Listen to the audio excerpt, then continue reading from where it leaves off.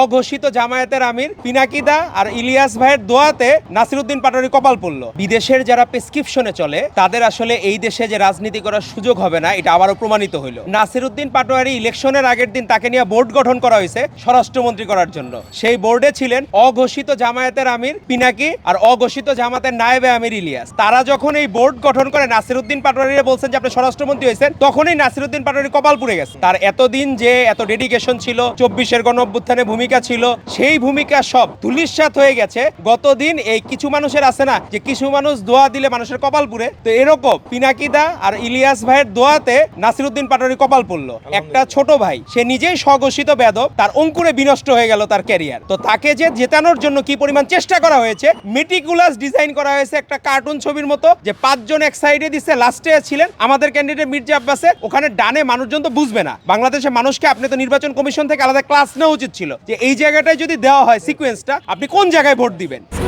Strawberry super dotted ও classic variant sensation জাগুক শিহরণ। তো সেটি ঠিক না করে আজকে আমরা এই ঢাকা 8 আসনে আমরা দেখলাম যে পরিমাণ এই জায়গায় মব ক্রিয়েট হয়েছে, তো সেটি আমাদের জনগণের সাধারণ মানুষজনের যে কষ্ট হয়েছে, আশা করি ভবিষ্যতে যে তারা মব করার এই চর্চা থেকে তারা বেরিয়ে আসবেন, তারা চেষ্টা করবেন মানুষের জন্য রাজনীতি করার। একটা প্রবাদ আছে, do good, good will come to you. তো আপনি যদি ভালো করেন আপনার সাথে ভালো হবে। শহীদ রাষ্ট্রপতি জিয়া রহমান ভালো করেছেন, উনি সম্মানিত হয়েছেন। আপসীন দেশনেত্রী বেগম খালেদা জিয়া ভালো করেছেন, উনি সম্মানিত হয়েছেন।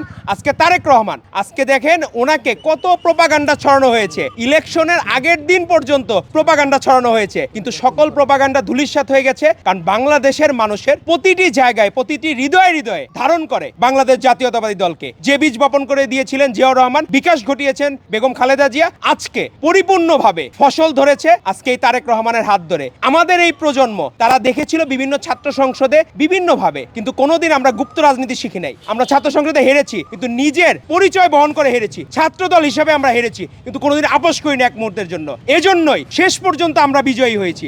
শেষ পর্যন্ত যে তার নীতি ঠিক রাখে, ইমান ঠিক রাখে, যেটি আমাদেরকে ধারণ করিয়েছেন আমাদের নেতা তারেক রহমান, আমরা সেই ইমান ঠিক রেখে আজকে আমরা বিজয়ীর খাতায় আমরা নাম লিখেছি বাংলাদেশ জাতীয়তাবাদী দল। তারই ভ্যানগার্ড হিসাবে অতীতে যেভাবে ছাত্রদল 5ই আগস্টের পরবর্তী সময়ে এই জেনজির যারা আমাদের ভাই বোনেরা ছাত্রদলকে দেখেছে, তারা কিন্তু নিজেদের ভোট বিপ্লব, কিন্তু জেনজির ভোটও কিন্তু আমাদের বিএনপি পেয়েছে। আপনারা জেন আলফা বলেন, বেবি বুমার্স বলেন, সকল জেনারেশনের ভোট দিয়েছেই বলেই আজকে আমরা বিএনপি। আপনি যদি বলেন ভূমিধ্বস বিজয়, আমরা ভূমিধ্বস বিজয় বলবো না, এটাই স্বাভাবিক বিজয়। বরঞ্চ কিছু কিছু জায়গায় আমরা আসন হারিয়েছি। তো আমরা এখন চিন্তা করব যে ভবিষ্যতে যে কিভাবে মানুষের মন আরো বেশি জয় করে বাংলাদেশকে একটি সুন্দর রাষ্ট্র গঠন করার জন্য সাম্য মানবিক বাংলাদেশ কিভাবে বিনির্মাণ করা যায়, এবং অতীতের মতো ফ্যাসিস্ট লীগ, ফ্যাসিস্ট ছাত্রলীগ যে রাজনীতি করেছে বাংলাদেশে যাতে আর কোনোদিন এই রাজনীতি ফেরত না আসে। এবং এজন্যই গণভোটে আমাদের নেতা তারেক রহমান হ্যাঁ ভোট দিতে বলেছিলেন বলেই আজকে হ্যাঁ ভোট বিজয়ী হয়েছে। এবং হ্যাঁ ভোট বিজয়ী হওয়ার মধ্য দিয়ে আর কোনোদিন বাংলাদেশে কেউ ফ্যাসিস্ট হওয়ার সুযোগ নাই। এবং আমাদের নেতা তারেক রহমানই 10 বছরের বেশি কেউ প্রধানমন্ত্রী হবে না, এটি প্রথম উনি বলেছেন যে 2বারের বেশি কেউ প্রাইম মিনিস্টার হতে পারে না, 10 বছর মেয়াদে বেশি হতে পারবে না। এটা কিন্তু 2.5 বছর আগে যখন ফ্যাসিস্ট আসছে তখনই উনি বলেছেন। বাকি আর কারো ক্রেডিট নেওয়ার সুযোগ নাই। আর আমরা আমাদের ছোট ভাই বোনদেরকে বলবো,